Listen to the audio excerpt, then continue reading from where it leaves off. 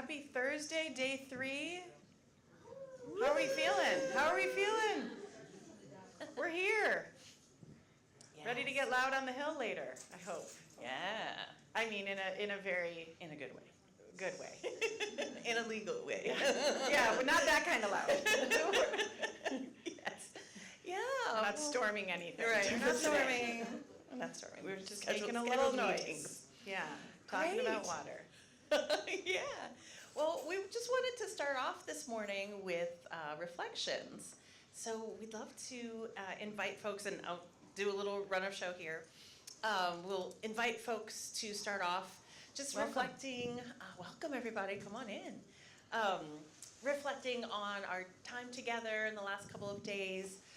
We'll be interested in some of your takeaways. Also interested if there is a particular plenary or session that you attended that you want to share with everybody. And what you're looking forward to about Advocacy Day if you're going up to the Hill. So we'll start there. Then we'll do a little bit of a breakout, and we'll have some prompts for you. But the overall gist for this session is really to plan for the future. So thinking about this region, the needs that we've talked a little bit about on Tuesday and might continue to raise today. How do we address those? What are the best ways to remain connected and really facilitate the cohesion and coalescing of this community as a Midwest and Texas regional group? So how's that sound? Overwhelming. I know. We're gonna write some things down, and everyone's, we're gonna all decide on what we regionally want to do. Yeah, what we'll needs do to it happen. together. Yeah, Yeah, we're we'll all do it together together. in this. It's not any one person or organization. Yeah. Who has reflections or thoughts or comments on the last few days since we were all last in this room that they want to share? Get us started with. Smiling, yes. Thank you. I think I started last time too, so we're just Alrighty, amazing. keeping it going. I think just going back to the very first plenary session when they talked about getting loud, and for me, that means getting more young people involved in a stronger way to build a louder voice. So I'm really excited to have been exposed to so many amazing kids, and I think in bringing more kids in and giving them a bigger voice, we work with a lot of kids now, not on this level, but introducing more WASH education. So I'm seeing some field trips to water treatment facility, to maybe places that don't have water, just giving them a bigger exposure to WASH in general, since there's such a demand for filling jobs in the next 10 years. And trying to get people excited about what those opportunities are and how important they are, that it's going to make a real impact in people's lives, communities, and our country. So. That's really powerful, and it's workforce development, it's awareness. We've heard all of these buzzwords this week. I think that's really spot on, so that's great. And you don't have to go far for a field trip. Unfortunately, these don't have to be long overnight field trips to visit and see and talk about and learn. Who else?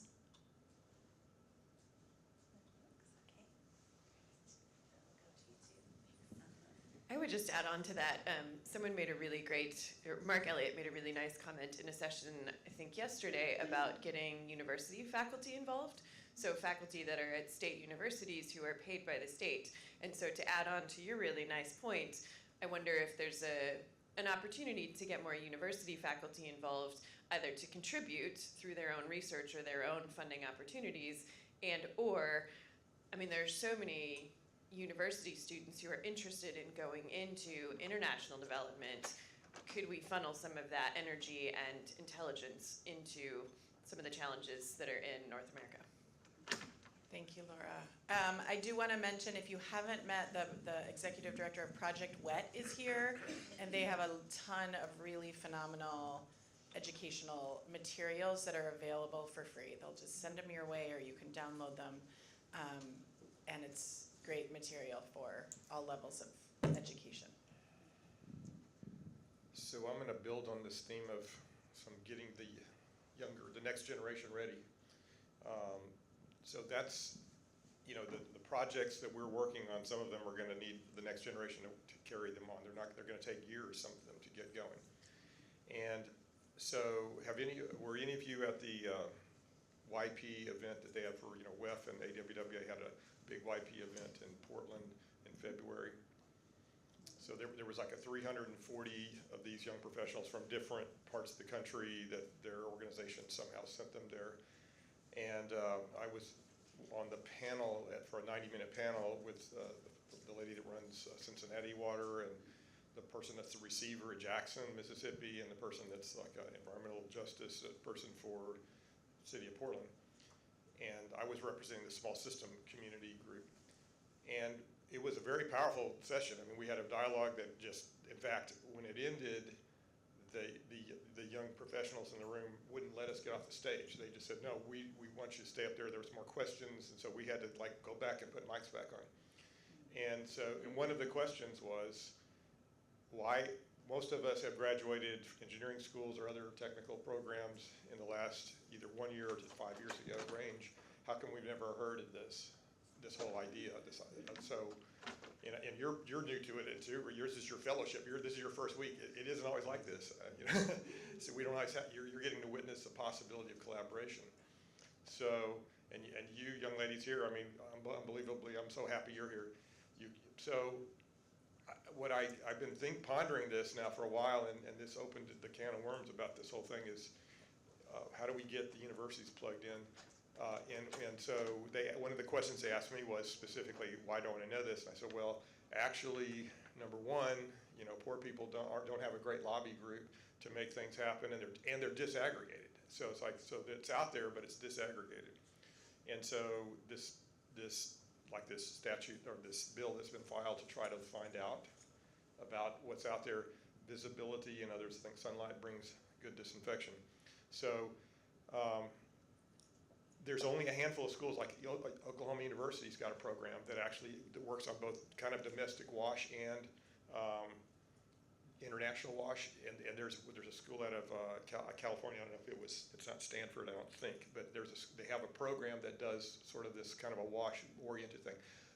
What I have observed is the students that I have a lot of young professionals in my group of 70 volunteers, and they know nothing about how to interface with a small system because they're taught about big system design, and what we need actually in most cases is things off the shelf, like you can go get a pressure tank that actually meets regulatory specs and it's not custom designed, whereas everything they're doing is like custom design things like, no, I don't need a $200,000 pressure tank that's going to take me 18 months to get one. I can want to get one tomorrow, go down to this particular place and get a pressure tank that will actually help them maintain pressure.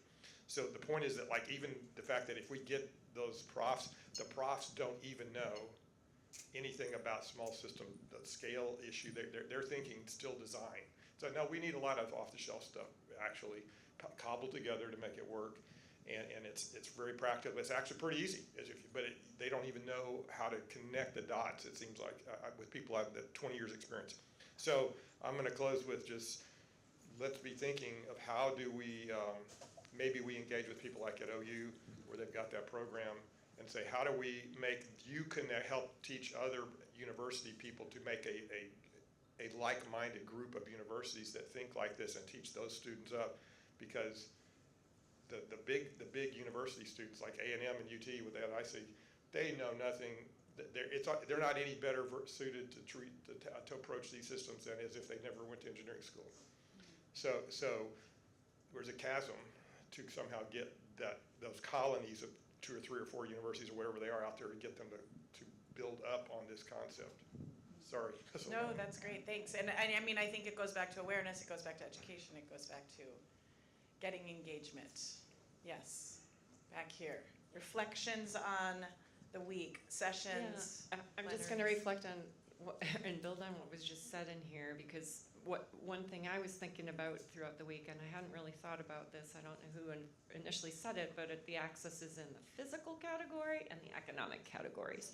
And I think, some of the interventions and the solutions and the kind of, we need to, they cross over, and yet, the interventions are a little bit different, depending on what you're thinking about. And in talking about the university piece, something I missed because I was on my way here, at University of Wisconsin does a Water at UW symposium once a year, and it crosses into who in the social sciences is doing work in water, who in engineering department, who in the microbiology department, and it brings them all in the room. And I know it's going to be a year out now, but like, what are the gaps? Who's not in the room? And I think perhaps the folks that are thinking about lack of access, the folks that are internationally focused have that mindset of, like, I'll recommend to them that they bring in folks that are working on that as well, even if it's not necessarily water related. I love that. And the University of North Carolina has a annual conference that has always been very internationally focused, and this year there's going to be a whole day on WASH and high-income countries. So that access issue is starting to gain some traction. So I think there are lots of those convenings that we should all be trying to get to. And This is what my first U.S. WASH conference, and what I found to be extremely beneficial was the frontline participation in this conference. From Charles County to the Black Belt in Alabama, to the Navajo Nation. I found that to be it just expanded my understanding of the diversity and also the need in terms of water. One of the major issues we face is water affordability, but we're also facing water where we have parts of this country where there's not even water being supplied. And so that's an eye-opener, and it's provided me with additional insight. Thank you. I love that, and it's building that community of no one's in this alone, right? Just to add on to that, I really learned this week that we all need to come together, no matter our race, gender, age, where we're from. We can all do this together. I would participate in the youth session. I just have some reflections on that the youth are here. We're here, and we want to make a difference. And I really just think it's up to all of us to listen to each other and to lean into those different perspectives. So, yeah. Great. Snaps for that. Not a very loud snap. Catherine. And then we'll go back over here. I just wanted to reflect on, it's really great to make more new relationships with you all and see that the work is being done with true heart and passion for the communities that we serve. And something maybe we always feel and we know is relationships are important. And for me this week, it really kept hitting home how important it is for us to build relationships with each other so we can really make a commitment together to continue the work, and of course to always build relationships with the community. With the youth, I think it's really amazing what you said as far as listening to each other and hearing the different perspectives, because there's fresh minds and there's historical knowledge and lived experiences. When you combine those together, there's so much that can get done. There's another thing that I think is important to reflect on as well. And from hearing, you spoke about learning like in areas where there's no water, in colonias, in Navajo Nation, and other places of the country in West Virginia.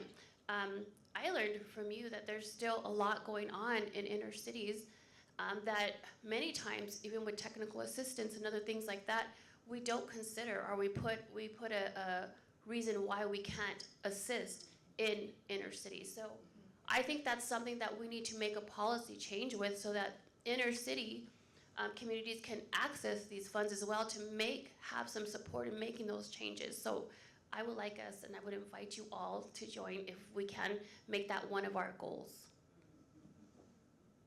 Well said. Thank you. I love that. Over here, yes, snaps for all around.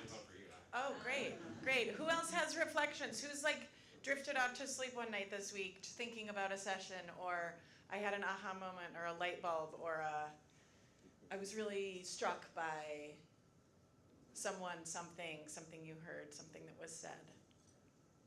That was probably all the time. Right. I mean, there were a lot of aha moments, and I mean, I think having so many different voices, and I think we talked about lenses, all the different lenses that we're bringing to the table, be it lived experience, be it, working in partnership and all of that. I think it's been a really powerful week. I'm feeling rather energized despite the long days, but it's I think been pretty powerful. Any final thoughts, reflections that you want to share with this group? Yes, please.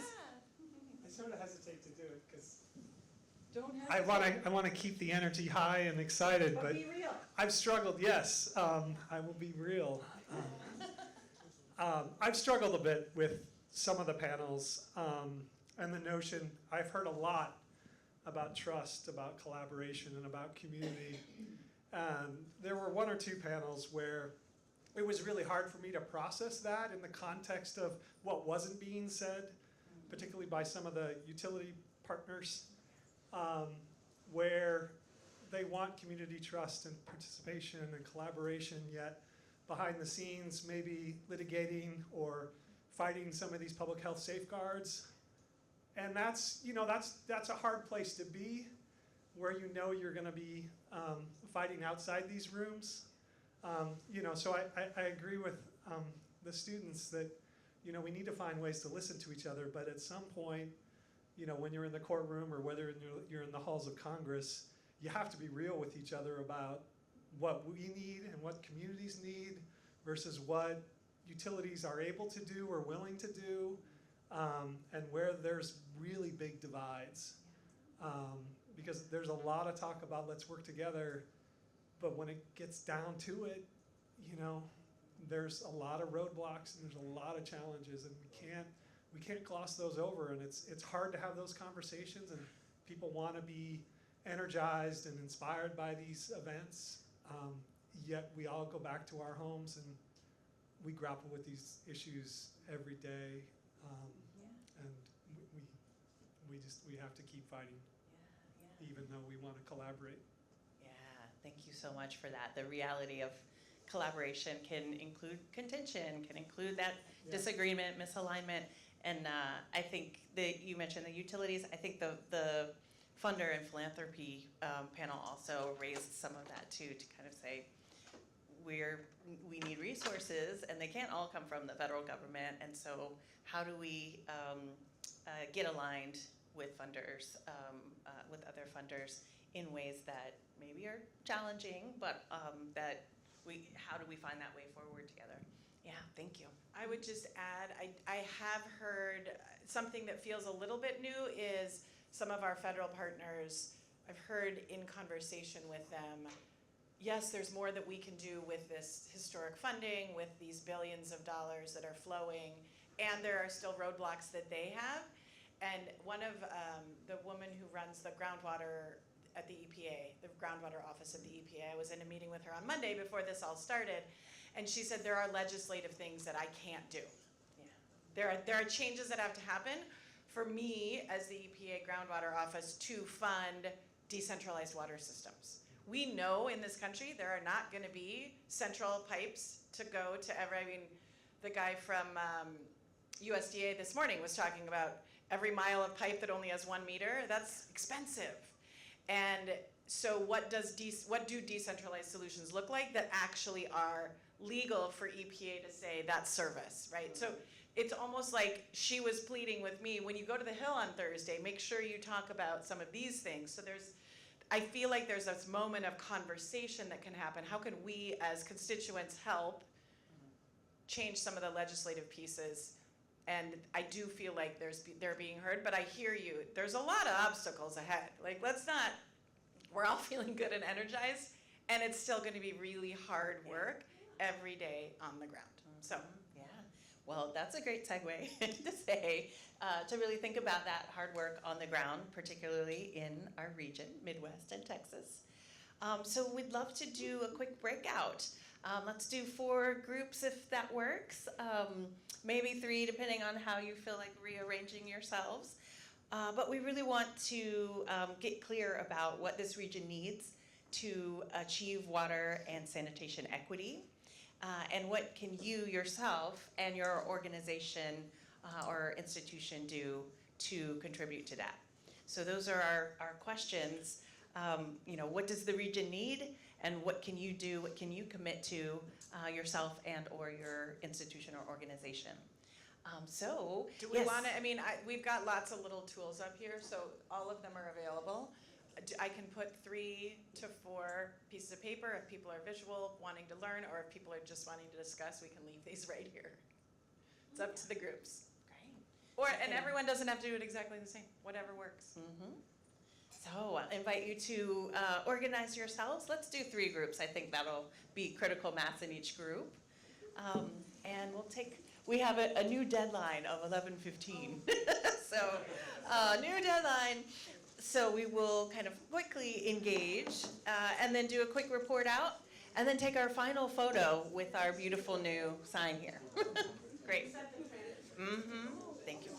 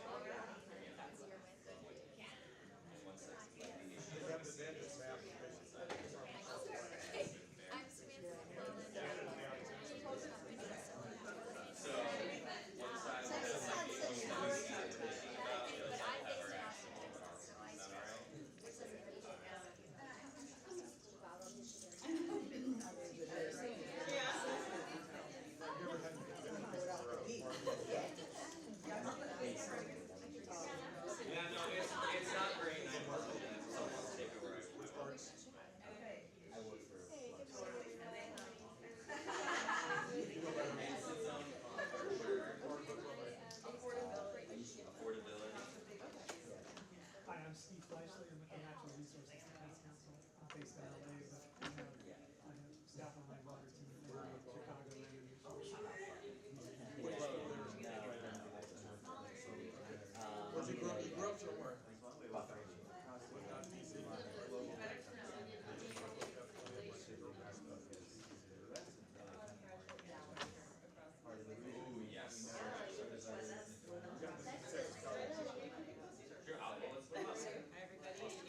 I'm with the National Nonprofit University of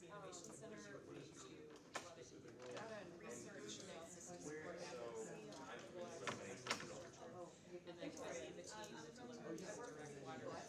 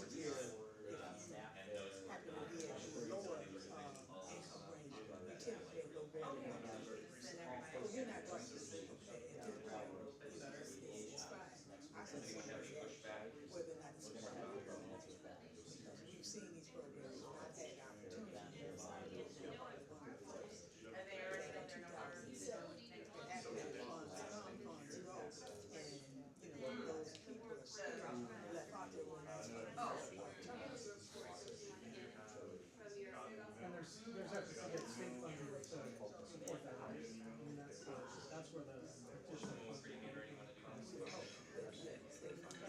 And we're not excluding that it may be other avenues to support the program. We're saying that, we experience the massive shutdowns where people sit on water for extended periods of time. And the water was, weaponized, in terms of, how, who was being shut off and could not be provided with water. So, we've done, research, those ideas of research reports, we participated in that, we looked at, 6 particular municipalities throughout the state of Michigan. And, Detroit was purposely not included, racialized, and looked at it, if we increase a one-time increase of 10%, that should be able to sustain a water affordability program. We only found that there were one area in the state that could not do more than that 10% increase to sustain the program. And that was over in Denmark. But still, it was 12%. So that's one consideration. We also had the benefit of the program that we started in using penalties and fees. So if there are penalties and fees associated with the bills, those funds were collected and used to the program. So there are other ways to kind of consider. The state of Michigan is considering putting a fee on meters. So you have a $2 fee that's being placed on meters. That will continue. We don't know if it's going that impact on the water system as well.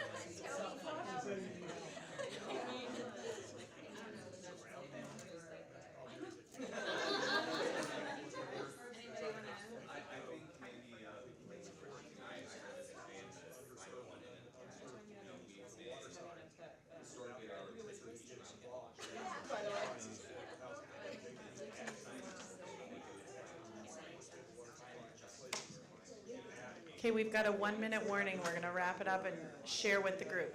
1-minute warning.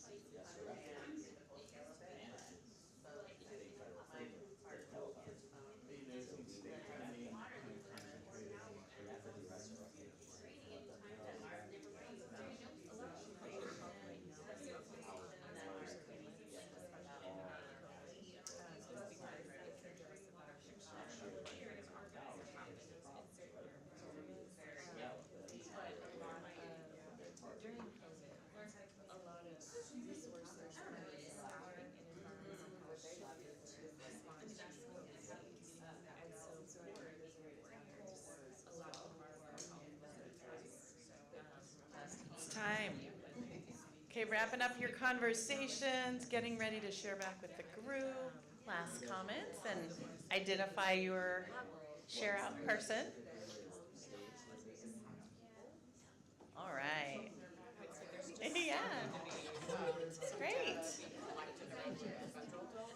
Thank you so much, everyone, for convening your groups once again to think about issues and actions.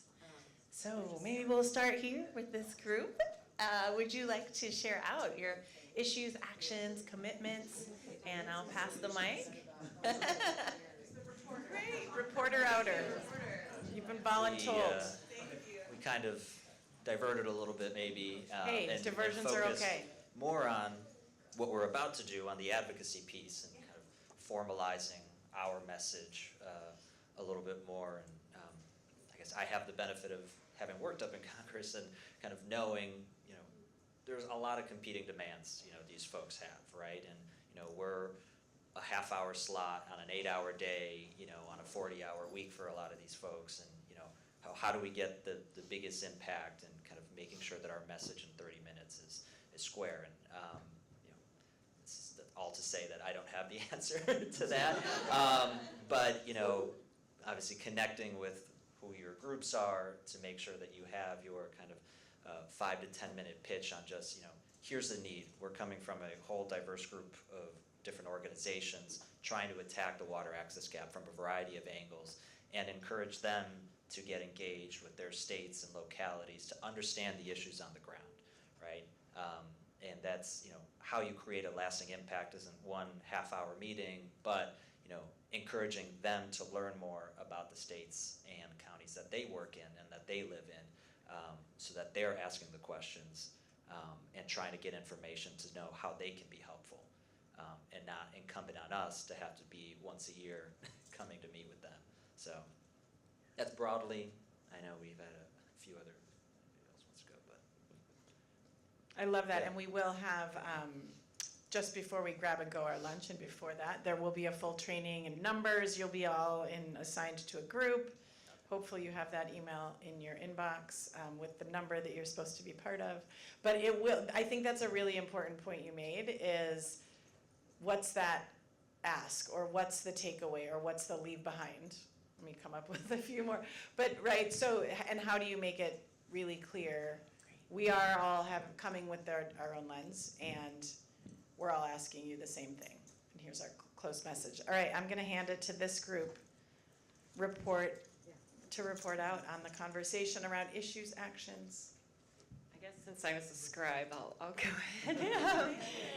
So we span the horizon from Michigan to Texas and Oklahoma. In terms of needs, we talked about ensuring that everyone, regardless of income, geographic location, situation, has access to safe, reliable, affordable, durable water infrastructure and services. And then the need for more education around what safe water is and how it's delivered, and then a need for infrastructure that's more durable, that's not given the changes in climate that we're seeing, weather weirdness, whatever you want to call it on the Hill. It's the truth is that our infrastructure is getting stretched and pulled in ways that it hadn't before, and so are we durable in that way?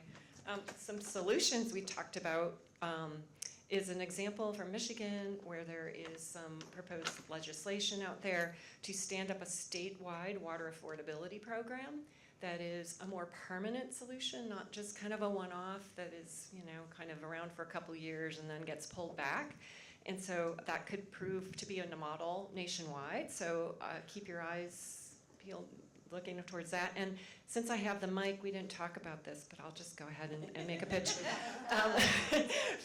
We heard this morning about the bill funds and water TA. We are a proud TA provider. And I would say we are just getting started. We're getting traction. That whole building trust thing, it does indeed take time. And so we are just starting to understand where the dollars are rolling out. Are they rolling out in an equitable way? And do we need to pivot how we're delivering it? You know, who are, as a national EFC, hi, we're here. Nobody knows Denise, let me meet Denise. It's gonna take a while. So maybe some more time to see these bill infrastructure dollars roll out and be utilized in a more transformative way. If we're forced to rush, it might be more of the same old, same old. Yeah, thank you. Wow, yes. That's all I'm gonna say. Agreed. Great. All right, so my name is Mitchell LeGrand. I work for H2O for Life. I'm the Educational Programs Manager, and I am a K through 12 educator, so we had to have sticky notes. Yes. And so we kind of divided our issues in our sections here into issues and actions, and we kind of had 3 different categories. We were talking about lead lines and fragile infrastructure in the Midwest in particular and in Texas, and just ways that we might want to address that. And making sure that when we are advocating for policy that we do not leave out the ask for funding, and to be very clear about that ask. As well as simplifying the process on the end, like the end user, right? Making sure that the people who are most affected by this understand the process, and that we are removing barriers from that. Kind of in the middle here, falls between the several sections we have. Politics and affordability, lots of thoughts around that. Making sure that the policies that we're advocating for are human-oriented, right? We like to talk about our organizations a lot, even us in NGOs, right? But making sure that that's the focus, right? And kind of highlighting, several of us went to different like climate-oriented conversations, and we were talking about climate resiliency rather than just climate problems. And then we had a little bit of a debate about what the right language to use was on that. You know, making sure that our language is something not as polarizing, making sure the message is clear, and with that human orientation, we hope that kind of comes out.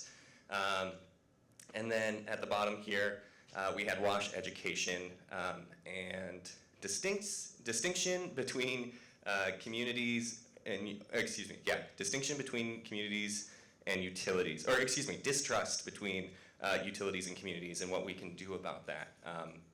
One of the big takeaways I think myself, and I know the students for sure, and other people in our group had from this conference was in making intentional space to listen to one another, right? And I know that there's a bunch of people here. I've had conversations with people who are like, oh my God, finally someone's listening to me talk about these things.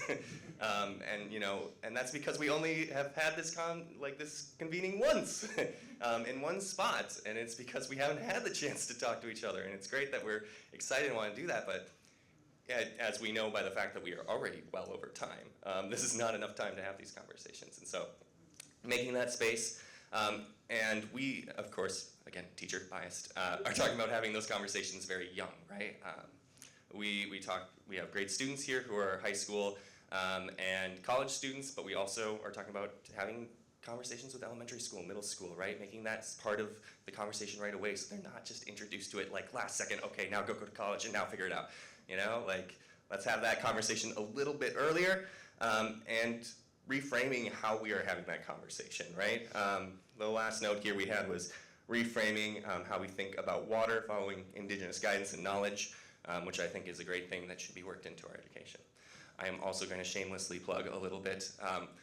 I've had a lot of people come up to me this week and ask me about, like, how do they reach youth with their organizations, and how do we teach about these things?